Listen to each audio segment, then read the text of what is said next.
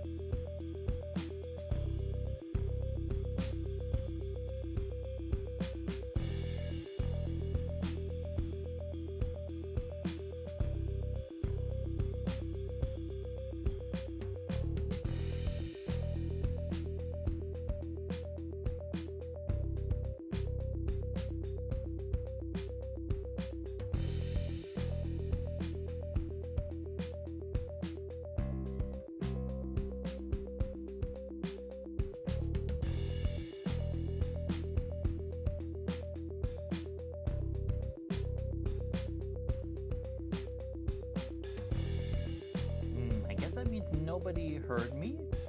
Did nobody hear me? Oh, he said he thought he heard something. Okay, there you go. And yeah, we're gonna start soon, but of course it is a live stream, so feel free to throw out your thoughts. We're gonna be talking about Flesh and Blood. We're gonna be talking a little bit about Star Wars Unlimited, some magic and altered. You know, anything you want, anybody throw it in. Yeah, we're gonna have a good time. But we will get started here very, very, very soon.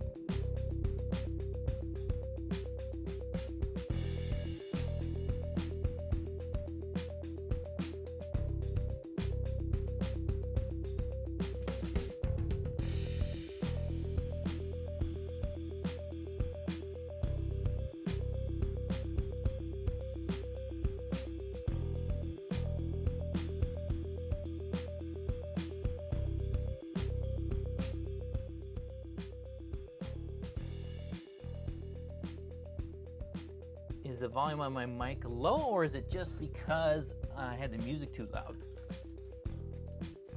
I turned the music down a little bit there, and maybe we'll just project a little bit more. We'll get started, but do let me know if it is too quiet, because we don't want it to be too quiet.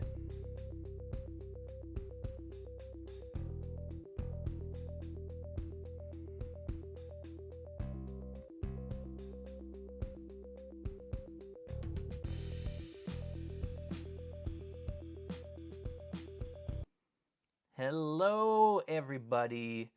Hello, and welcome to this live stream event. We're talking about games. We're talking about TCGs, we're talking about Flesh and Blood, and a lot of fun things here. I'm gonna raise my mic up just a little bit. Just a little bit. You let me know if you feel like it needs to be raised even more. We're doing some different stuff. We're trying to live stream with my face on the screen. I don't know if I've ever done that. We're doing new stuff. But anyways, all that past stuff, we're gonna talk today. People wanna know. People wanna know. It's been a while. It's been a while since I've done a good amount of Flesh and Blood content, right? If you've been paying any attention, and maybe you haven't because the algorithm has decided you don't get to see it anymore, but I've done a lot of Star Wars videos lately. Before that, I did one altered video, just one, to kind of tease a little bit, see what would happen. And then I did a couple of Magic videos. I kind of dabbled a little bit here to see what would happen. And I know for some people that made them a little bit stressed about, okay, you're doing Star Wars, you're doing Magic, you're doing Altered, where's Fab? What has happened to it? Have you given up on it? Are you done with Fab? What's happening there, right? And so the answer to that is, have I moved on from Fab? No, I have not. Flesh and Blood is not going anywhere on this channel. It's not going away from here. It's going to be here. It is going to be here, but I think I'm totally off base, or if you're like, yep, I kind of wish Flesh and Blood had that, or I wish another game would take something from Flesh and Blood, let me know in the comments. Let's have a good conversation here. Thank you, Dalaran. I do like the wall. The wall it's wild. It's a wild wall. You can't see it all now, but it's got, see, there's Star Wars boxes actually growing back there too. And yeah, I can't get it all in the screen, but we do have, I don't know what happens if I try to move this. Bad things? Yeah, oh my goodness. There's so many boxes. I'm looking forward to adding some Part the Mistville ones more than ever, more than any other set we've done. But it's going to be wild. So anyways, Flesh and Blood. Why I'm sticking with it, right? You know, Flesh and Blood, it's like every other TCG right now. It's facing a ton of competition. There's so much competition in the card space, and sometimes you wonder, like, why am I sticking with Flesh and Blood as opposed to all these other options? And so for me as a collector and a player, I am a player, believe it or not. Look, I got cards right in front of me. I don't know if I can see that, but I've been playing. I've actually been playing some Flesh and Blood over on Go Again Gaming's channel with Az over there. You can watch me even play games. I do play. But as a collector and a player, Flesh and Blood, it's still one of the top tier experiences for both of them. For both collecting and playing in all TCGs, it has one of the top tier experiences. Like on the collecting side, it has the best looking cards. It has the top tier cards. It has the Marvels. And I mean, you guys know. You know what I think about Marvels? You must know, you should know by now, that, oh man, Marvels, they're gorgeous. They're gorgeous, especially the full art double-sided ones. They're amazing. They're very, very difficult to top. I don't think any other game at the moment is topping them, though some of them are getting very, very close in the quality. I think there's a couple games that are super, super close to it. So we'll have to see what comes out here with Part the Mistville. I want to see the rest of the Marvels. But that's kind of, the collecting side. But on the other side, there's the playing side. And still, Flesh and Blood, as some people have said, right? It holds the crown for competitive play. There aren't any other games like it that have the same in-person competitive circuit and just the way that you play the game and not having to deal with so much variance. I still like playing other games. I kind of like playing competitively. The last month, I think I played somewhere around 15 limited events for Magic the Gathering on Arena. So 15 drafts and sealed pools, not games, actual events. And, I had a lot of fun doing it. I liked this last set. But even as I was playing that, I was like, man, what if I could play Flesh and Blood like this on my computer? I don't know. Like, it was like, I kind of really wish I had that option, because Flesh and Blood competitively just has, oh man, it's like how many times do you want to play a game of Magic where you don't actually get to play the game or your opponent doesn't get to play the game. Not fun. Flesh and Blood, every single time. It's built and designed for competitive play. It still has like top tier of that. Top tier of that. Nothing else I think that's gonna take that away from that as far as other games. So good to see you here, Arena, in the chat. And look at this, Dollar. I'm talking about the Marvel rarity cards in One Piece. It's also nostalgia from the art from being something I've enjoyed since childhood. That helps too. We're going to talk a little bit about IP and different stuff coming up in a bit, because I do think that's an important thing with Flesh and Blood and something they can, we can work a little bit on. But I'm excited for Part the Mistveil. You see the cool background here. It looks great. It feels like Uprising again. That's what it feels like, Uprising for me. Of course, we have talents are back. Oh man, you guys know I've been talking about let's bring back some talents for quite a while. Honestly, I wish we could see a talent, like not necessarily new talents, but talents themselves. I feel like they should be in like every other Flesh and Blood set as like the main theme of it, or maybe even every 2 out of 3 sets, because talents, they're just, I don't know, they make it fun. They're super fun, and once you bring those in and you kind of take them away, I've talked about this before on the channel, but it just feels like when you go to a non-talented set, you just feel like you're missing a little bit of something. I know it's a lot more work, I know it's all that jazz, but it's awesome. I love the talent. So we have that for Part the Mistveil, and of course, we've got Marvels. They're sticking with Hero Marvels. They're finally sticking with that. I love to see that they're in 2 sets in a row. Hopefully we're going to get it in 3 sets, but kind of like Uprising. So we're going to have Marvel Heroes, and then we've got a bunch of other Marvels in it. So once again, we're going to have a set where we're not going back to Outsiders. Like in other ways, it feels like Outsiders with the classes. We've got Assassin and Ninja again. But fortunately, we're not going back to anything where it's like 3 Marvels and you're going to open 100 boxes on your channel and not open a single one, right? We're not going to have to do that again. We're actually going to get a lot of Marvels in Part the Mistveil. I'm excited for that. Very, very excited to see that happen. I can't wait to see the rest of the set. I'm excited for previews. Let's go. Let's see them. And as soon, oh my goodness, it's going to be fun. It's going to be fun. Like I said before, in the previous video, I am doing live streams for Part the Mistveil. The goal is I want to try and stream everything. Almost everything. Almost every box I open, I'm going to try and stream so that we can stick along. We can all be part of the list. The list will be there, and the list will be in the live streams, and hopefully it will work. Hopefully it will all go well. This is kind of a little bit of a test, right? To see the list. I can pop it up there. You can come off. I can edit it live. It's going to be fun. It's going to be fun. We're going to have that journey together. The way that was the original idea with this channel, is we're going to see how many packs it takes to create a master set, to open one. We're going to find it together. We're going to find out. We're going to all experience that. We get the joy of saying, check it off the list. We're bringing it back. It's going to be live. I think it's going to be more fun than we had in Heavy Hitters. I think it might be the most fun we've had in every set, though it is going to be a lot that first weekend. It's going to be a lot. I'm not going to stream every second all day, because I will have some other things to do, right? I'm going to have to be shipping some cards to all of you, and I've been getting some questions about different sales for Part the Mistveil. Most common question I'm getting is, what can I order? What kind of play sets can I order? And the answer is anything. You can order anything. So if you want to buy all the cards for one class, for the talent, for Mystic, or all the generics, or all those different things, I can do that for you. But at this point, I don't have any prices yet. And because we don't know the whole set, we don't know where the prices are going to land. I don't know where the Fabled is.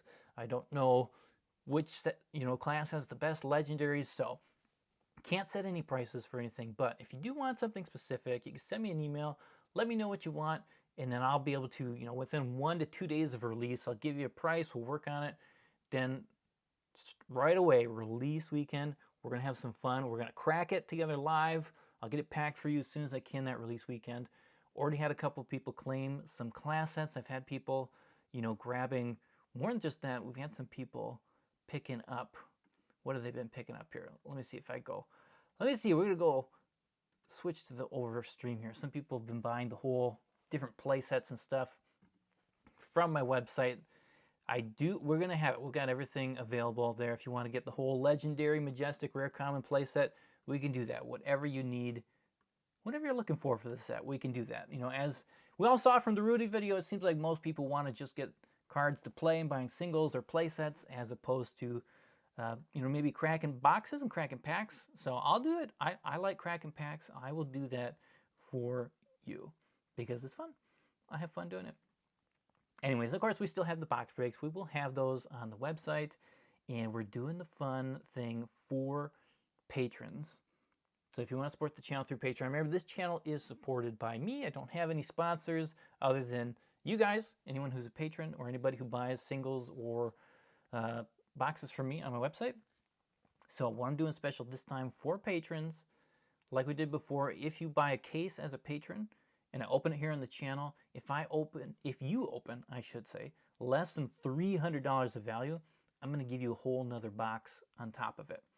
Which means that for Part the Mistveil, there will be no, like, if you're a patron and you buy a case, you're either going to get an awesome case or you're going to get an extra box. Either way it's going to be awesome. It's going to be fun. Again, I don't know if many people are going to buy it, or maybe I'm just going to end up doing everything as singles. Either way, you know, we'll try. We'll have fun. I will run out of boxes. I will run out of boxes. So if you're interested in any of that, of course, let me know. You know where to go. You know where to go. And I've been working on the store as well. I've been doing some updates. So I went and I've been, oh my goodness, I've been just filling out cards. I've been filling out singles, and I'm finally restocked on not every single card, but most of the cards. So I think yesterday what I do, everything from Welcome to Wraith up to Uprising, I have most every single card available now. I got to do a little bit more work from Dynasty up to Heavy Hitters, which I should be doing in the next couple days, but finally have things in stock. Finally got stuff that we can look at, we can go and get. But let me see, I had a couple comments here. You have to forgive me, I still only have one monitor here. That's like on the farther list of something to do. But comments here, what did I see here? So, Dollaran, you're excited. Mystics igniting your excitement to play again. Going to be playing the pre-release and sealed as much as you can. I'm glad. Very good. And I think talents just have that ability. They have that ability to bring more interest and excitement into playing Flesh and Blood. And that's, again, one of the reasons why I'm so excited about talents. I don't know, I'm trying to think of the right word, but it's the same, like, bring back lightning at some point. You bring back lightning and I don't know, it's going to be exciting. It's going to be fun. That's why, again, it feels a little bit like Uprising to me, where Uprising was just so much fun to open. It was a lot of fun to play, and it held on for a long time, the engagement of people. Kind of like Heavy Hitters is doing, but I think talents, I think Uprising, I think this set's going to do that as well. K-Bear says, Star Wars Unlimited has been really great so far, except the scalping on the first set doesn't feel great. Maybe we'll talk a little bit about that when I get to Star Wars here. We can talk and see if we have any scalping conversations. I don't know. I might have a different take on that. Which, you know, and speaking of that, let's move to Star Wars. We'll move into Star Wars Unlimited. I want to talk about the other three games I mentioned. Again, like I said, I'm going to say at least one thing that I think Flesh and Blood can improve on that some of the other games they have it kind of going for them right now. So I'll flip the screen here. Now, the first thing I'll say here with Star Wars Unlimited, we don't have, we could do a little bit of work here. I don't know what you guys think. I think we could do a little bit of work of the way this page is designed, but you're not the number one thing at the top. It's just kind of black screen. You can't see any of the pictures. You got to scroll down. That's a little bit more interested. But other than that, Star Wars Unlimited it's rocking. It is rocking. And if Fantasy Flight can break through kind of the supply issues, this game can go. Like, there's been, there's still a lot of people holding back. One, because they can't find the boxes.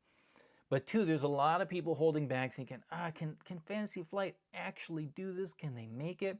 And so if they can get over the hurdle of the first, I don't know the specific time frame, a year, maybe 2 years, and it still feels like the game is going strong and moving well, like, watch out. Watch out. This can be a wildly popular game. Shadows of the Galaxy, the next set, looks very popular. I'm hoping I can get a good supply of it this time, so I can do more breaks and stuff for the channel. But it's, yeah, it's tough, and who knows? We'll see. Of course, I don't have a physical store, so I might get cut. I might get the axe, depending on what they've done with their supply. But I'm hoping not. I'm hoping I can actually find some of these cool Mandalorian cards and open them with you and enjoy it, because it's fun game. Now let's talk. We'll talk scalping here. I didn't have this on my list to go through, but we'll talk about it. A couple of people have brought it up, and first of all, I don't know the actual numbers of how many people are scalping versus how many are just stores or different things. What I will say is, it's not like there are 0 boxes out there, right? There are a lot of boxes of Star Wars Unlimited that have not been opened yet, that are out there. They're in stores. Now, there's not enough to actually meet the demand for what people would like to have, but it's not like we've hit 0 and there's nothing, right? You go on TCG Player and you can see stores. At times they've got 24 boxes available. They got more than that available. And, there's that kind of thing that's happening. It's around. And as a store, though, and you have a box and you see the market price just shoot on up, like what should you do with it, right? Should you always just sell right at MSRP? Should you try and get a little bit more so that you can sustain your business?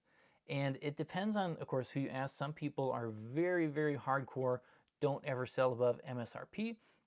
Some people are very hardcore that you should never sell at MSRP and you should be selling it below that. I remember there was a time where some people were just really mad that stores were selling it for 120 as opposed to selling it for 99. And so it's the kind of thing where nobody, as a consumer side, people are like, yep, okay, $99, I'll take it, and I'm happy with that. 90, I'm happy. But then it's like, oh, now they're getting the full MSRP. That's a problem. Then a little bit later, some people get mad, oh, $10 above MSRP. That's a problem. And so it's just kind of like, I don't know. You can kind of go that. Of course, nobody wants to spend twice as much as MSRP on a product. But at the same time, for stores, theoretically, we want the stores to survive, right? And theoretically, a lot of stores aren't getting very much, right? You get 1 box, you get 4 boxes, whatever it is. And so you can't really survive on a store on that. And if you think about MSRP, like how many boxes does a store, let's say, if you go back to MSRP and you make, I don't know, at that point, you're probably making, what, 40 a box or something like that? I don't know. I don't remember the numbers, but how many do you have to sell to actually make your store really function well, and actually pay your employees well? It takes a lot, right? It takes a lot. Listen, I think most of us know most of the time, if you work at a card store, you're not making big banks or big bucks as an employee, right? And so if stores can have just that little bit of a bonus, a little bit of a buffer because they bought into a game that was doing well, they get a little bit more. It's totally understandable to me why they would do that. It makes sense to me. Now, of course, it's not as much fun if somebody goes, again, a real scalper, they go into a store, they buy 40 boxes, the store doesn't have anything left for people to play, and then that person just artificially raises the price. That's no fun. I don't know how much that's been happening, because a lot of the things I see, like I see a lot of stores pumping out a lot of stuff on TCG Player. And for that point to have happened, a lot of boxes had to get through. A lot of boxes had to get through.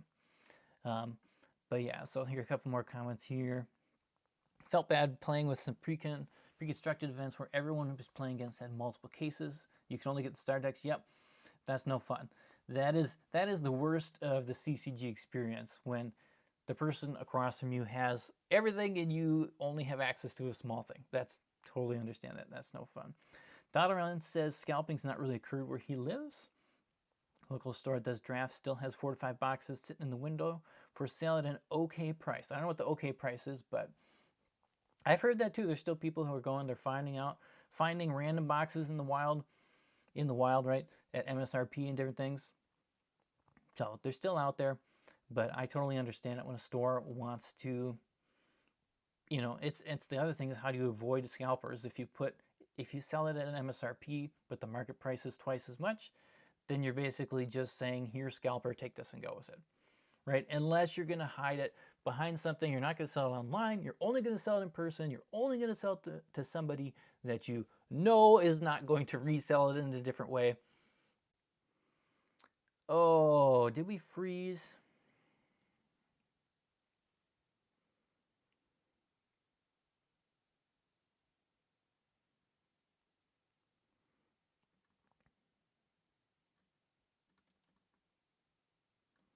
Are we back? It says excellent connection now. This is why we do a test, right? Kind of want to do another test again to see before we do part the misfill. We got to figure this out. We're going to see if we can get the old Ethernet cable connected and all that jazz prior. But like you said there, yes, welcome back. They don't have an online store except for their MTG cards. That makes sense. If you're not selling online for Star Wars Unlimited, you might be able to, it's easier to hold back some stuff for it. But I love the game. The game's fun. Shadows of the Galaxy, again, it's going to be really popular. It is going to be crazy. Again, I don't think it needs to be anything as wild as the previous set or the current set as far as how fast things move, but it's going to go. It's going to sell well. A lot of people are excited about it. And I think one of the things that I've noted with Star Wars is that it's way more fun. It is way more fun to collect than I thought it would be. I thought it would be fun, but not, you know, crazy fun. I thought it would be okay. But it's like the way they've designed the set is a very, very fun game to collect. The way that they have the hyperspace cards set up so that, well, I mean, what the showcases. The showcases, they look very, very, very good. They're not quite to Marvel tier, but they're close. They're really close to me. And again, part of that's you take that main character that you love, you get the full art, you've got the double-sided version of it. Honestly, I think if they did a different art on the back side, that'd make it even better, right? So you've got the front side. I don't have any here. I don't think I have any here with me to look at, but if they would just put the alternate art or something on the back, something like that, there's so many cool things they could do. Or if they did some extra foiling on it, kind of like a Marvel, kind of that cold foil feeling, that, I don't know, then we'd have a real race. I think we'd have a real race. But hyperspace variants, the fact that they have it for every card gets a borderless version, it's great. It makes the collecting experience really, really fun for Star Wars Unlimited. Really fun. And of course, the other thing we've seen with Star Wars Unlimited is you just see the power of an IP. You see the power of a strong IP. Hits the gate, Star Wars hits the gate running. Everybody, you know what it is. You get excited about it. It draws you in. You're connected to characters immediately, all these different things. And this is, I mean, this is where the big thing from Star Wars that I look at that I think, you know, if Flesh and Blood could just push a little bit harder on this, that'd be kind of the big thing for me. So working on that IP. I know there's been a lot of conversations, you know, about making a trading card game first, focusing on that. Totally get it, makes sense. At the same time, if Flesh and Blood would just pick one storyline, one character, one region, one, you know, whatever it is, and just go down that road a little bit more of let's develop this storyline, this character, get that IP built up more. Build it up more than just short stories here, a little bit of lore with a new set. Like that deep dive into one space, to me, would just help the IP so much. Just help people get connected into the Flesh and Blood realm, the universe, the world of it, so much more. But that's my thought there. Dalaran says he likes how Sorcery does the foils with the full art on the backside. Yep. That's cool too. I do like that. I don't know if I like it more than some other ways that it's done, but I do like it. I do like it.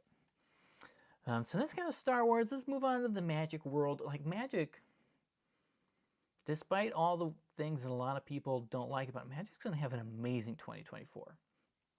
I think they're going to do great. Outlaws of Thunder Junction, MH3, Modern Horizons 3, Bloomburrow, these are going to be three big sets. Very big sets. Very big hits. And like I mentioned before, like Outlaws of Thunder Junction was actually able to get me back into playing some Magic. I haven't played as much Magic in probably 2 years as I did for the last set. I think, again, I played like 15 limited events. Had a good time doing it. Except for when the land was rude. The land was mean. And, Magic, obviously it's the original. It's got the big push. It's got the game. But besides that, it's still, it's the game. It provides you the best, as far as I know, it's the game that gives you the best option if you want to play a deck of a type of creatures, right? If you want to play a tribal deck, you want to play a bunch of elves, you want to play with angels, you want to play with goblins, cats, dogs, cactus people, whatever, you can think of. Magic is the game that has it, that allows you to do that, that allows you to connect with a tribe of something and to go with it. And it's just so easy to find people to play with. And I love that. And I think what Magic has, there's a lot of things you could look at, but the big thing that Magic has that I think Flesh and Blood can work on is in Magic, once you connect with a deck, right? So for me, I like playing elves, or I know different people like playing angels, but once you connect with the deck, you can keep playing that deck that you've connected with. Like in Magic, right, Commander is so popular, it's eternal in a way, so that you can always play with your favorite cards. You can always do it in a popular format that you're always going to find people to play with. And right now for Fab, it's just not quite there, right? Once your hero, Living Legends, they pass that, then you're kind of, like you see this post all the time, okay, now I got to find another hero. Or I just got all the way into KO and now I'm afraid KO's going to go out, right? And so, of course, you see that, Hero Living Legends, sure, there's a Living Legend format, but even though that's there, the value on the cards from these heroes that are specific to that hero, they plummet, right?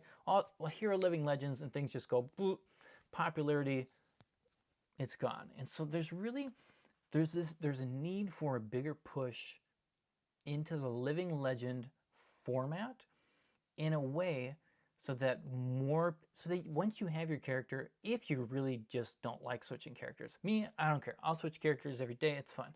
But if you just really want to get stuck on something, we need that push so that it feels like you can stay there.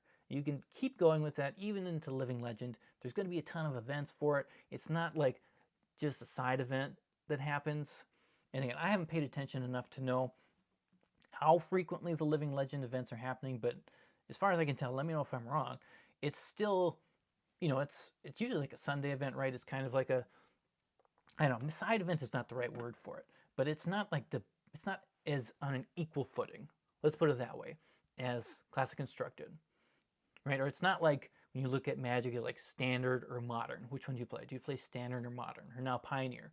And I know that was a better example a few years ago than maybe it is now, but it'd be great. It'd be really great, of course, if Flesh and Blood can get to that point where Living Legend is boom, same thing.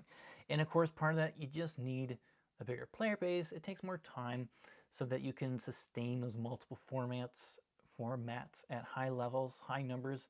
I think they'll get there. I think they'll get there, but I think that's kind of a big thing that I see in Magic.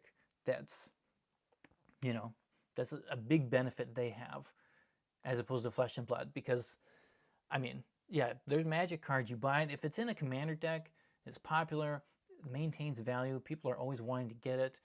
But right now in Flesh and Blood, there's big dips on anybody who's Living Legend out, unfortunately. And I've been, this is, again, first time doing the live stream. I was going to switch here to Modern Horizons 3 because, again, it looks great. I'm excited for this set.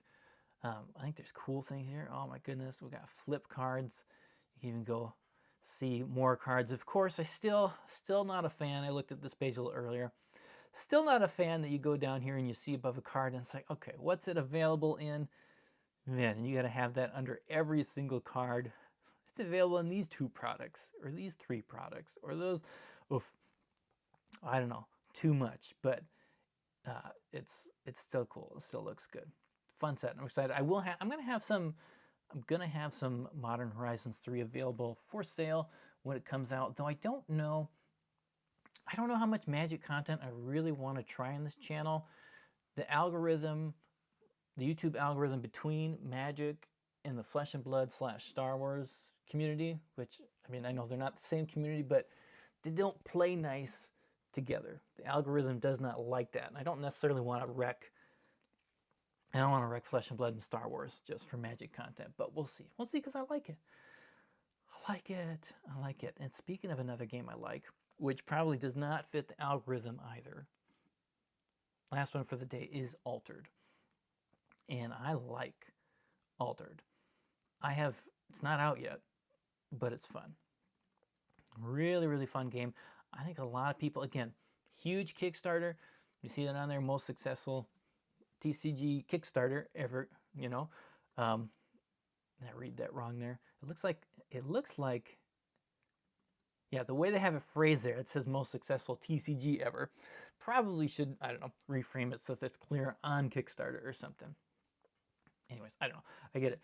But I like the game. I think a lot of people are sleeping on it. I think a lot of people are sleeping on this game, and I think it's going to surprise some people. Because I don't know, it reaches a base of people that's so different from a lot of the other TCGs. And yet I think it's also really good for people who just like TCGs in general. And again, anytime I see a game that looks like it's going to reach a new market or new people, it's like, yep, you know, like there's opportunity for this one. It's not trying to copy everything else. It's got a lot of different things. I know people that don't want to touch anything at all from the games that I play, like the first 3 that I listed, but they look at Altered and they're like, yeah, I'll try that. I'll give it a shot. I'll go for it. Just because the theme is different. The theme is, it's new. It's interesting. It's exciting. K-Bear says he didn't understand Altered at all when you watched it. So tell me, clarify what you mean. I'm not sure exactly what you mean with that comment. You don't understand how the gameplay works. You don't understand the idea, the concept for it. What do you mean with that? Valorant says he's wary against Kickstarter card games unless it's just a board game. Tell me more. Tell me more. Now, of course, I mean, yeah, there's this First of the Wonders TCG that got thrown up the other day. I wouldn't touch that one. That one is got its own issue. And so for me, it's not about whether a game's on Kickstarter or not. It's much more about looking at the team, the group of people that are putting it together, the game itself, than whether or not it's on Kickstarter or it goes straight to retail. You know, Kickstarter now, it's just one of the ways that a lot of games use. Card game, board game, whatever kind of game, people just use as a big branding event, help people know what this game is when it comes out. Honestly, without that, like, I don't know like what's the path that really ramps people up for when the release comes. I guess you could do it the same way, but the problem is then how do you get the stores buy-in? Like stores, a lot of stores, they see a game like Altered, they're just not going to know anything about it, and they really need to see that there's interest before stores will start to actually engage with it. And so it makes sense to me why they did and started with a Kickstarter. Okay, but the gameplay seemed unintuitive to me. Okay, yeah, no, I think it's interesting. It's an interesting way of how they've done the gameplay, where it's a race in essence. So you're trying to race to try and get your 2 tokens together in the middle of the map, which you can see in the background there. And what's different from games like Magic is, so when you play a character on the board, the character doesn't stay on the board the whole game. It's just there for that one turn, and then it moves to what they call a reserve space or reserve zone. And then you can play it again from the reserve zone once. And it, has different costs and does different abilities. And then if you've played it from there, it gains like a fleeting token, they call it. And then at the end of that turn, it disappears. So it has this interesting way of, you're playing out cards, you're not building a board state per se. There are some permanents that do stay in the field that can produce tokens and different things, but it's very different in that sense. It's kind of like Flesh and Blood in a way, where it's like the hand you have is what you have to work with. And you've got something in the reserve, which is kind of like, in a way, like an arsenal that you can use. And so it's this constant every turn you're, in a way, restarting the race, or you're reworking the race. And so it's not like, it's very different from Magic in that you want to, kind of like Flesh and Blood, you want to go for it. Like, it's not like Flesh and Blood where you want to use every card you can possible, every resource, but you want to use as much as you can, and then you're still looking at the turns ahead. I don't know. That's probably a weird, not helpful explanation. I don't want to go fully into the rules, but it's a very different, like you said, way of thinking when you play the game. Very, very different. Which, again, is another reason why I think it's fun and exciting. You don't like it when they rely on people paying for a promise. Pre-order is a painful subject. That I get. That I totally get. Totally get. And that's exactly why Kickstarters too, they have to, man, they really got to juice stuff up, right? To get people to buy into it, because otherwise you just wait, right? Just wait till the retail comes. Wait till you can pay for it and grab it at the same moment. But I'm excited for it. I am looking forward to it. And here's the thing about Altered. And I think, this goes true for Star Wars Unlimited and Magic as well. But they do something, they have an advantage that Flesh and Blood, in my opinion, does not have. And so I take a look at the cards here for Alter, do a little bit of a scan, but they've been releasing cards slowly, which I think is kind of fun. But as you go through these cards, as I go through these cards, I should say, I like the art, I like the way that it looks, but more than that, like, as I see different characters, as I see different things come on to the screen, when I'm looking at them, I stop. I stop and I think about the card, and I dive into the art, and I look at the name, and I start to, you start to get attached to some of the characters, and you think, wow, that looks really cool. Oh, cool, we got this character robot, it's got this cool ability, it goes to reserve, and then you can play it for free, and you got all these weird things you start reading, and you start getting stuck in the characters. For example, for Magic, it's like, okay, a Johnny, oh cool, cat, that could go into my cat deck. Ooh, a new dog, that could go into my dog deck. You start to think like that. And so what I'm getting at is these games, even Star Wars, I get drawn into the cards and the characters on a broad scale, a broader scale. Now with Flesh and Blood, this happens too, but not as much. And part of that's because of the characters. There's only one character in your deck. In most decks, like, you are the character. And then what happens is a lot of other Flesh and Blood cards is, instead of pausing and getting as intrigued in every common and rare that goes by, I start to look at the numbers first, right? I get mostly attached to, okay, does this have better numbers than the previous attack action for this class had?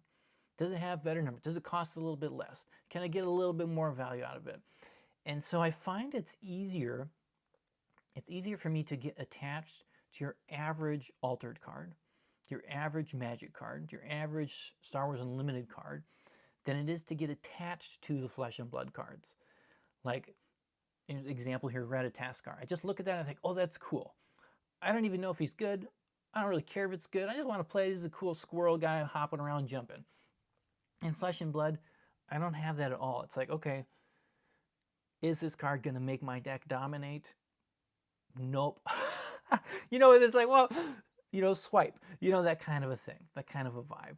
And I didn't always feel that way. I remember back at the beginning when Flesh and Blood was new, when it was brand new, I remember playing the Ninja decks and feeling like every card in the Ninja deck, I was like, it just like got caught up into it. It's like, okay, I'm doing this combat chain, and then I do this kick, and then I do this punch, and then I do this move. It felt like I was building this timeline, this combat chain that made sense. It was very tight-knit and woven, and it felt real thematic.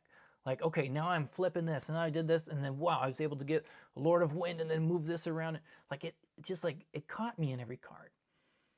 And now, as the card pool has grown, and, I think Ninja still does a pretty good job of it, but not every other class has that same idea where it's like, okay, this attack, this move kind of makes sense in combo with this move, and then this thing happens.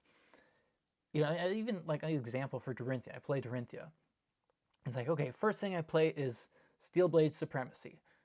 And then, another card that doesn't necessarily really connect thematically with the previous card, but it helps me do it helps me get the numbers where I need the numbers to go.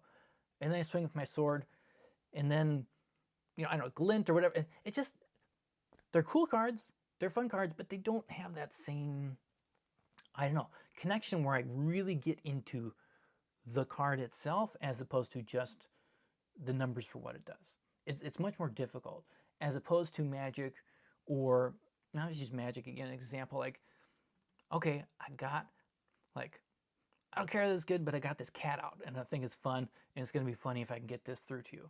Like, it just, it's different games, different feelings, but I wish, and I wish is not the right, but I think if Flesh and Blood can push a little bit more so that the cards past the hero, past the equipment, past the weapon, where more of the cards down below feel like cards that you just kind of get caught up in, I think that would help with Flesh and Blood.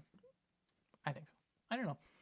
Let me guys know. Let me know if you think that's crazy, if you think that's wild.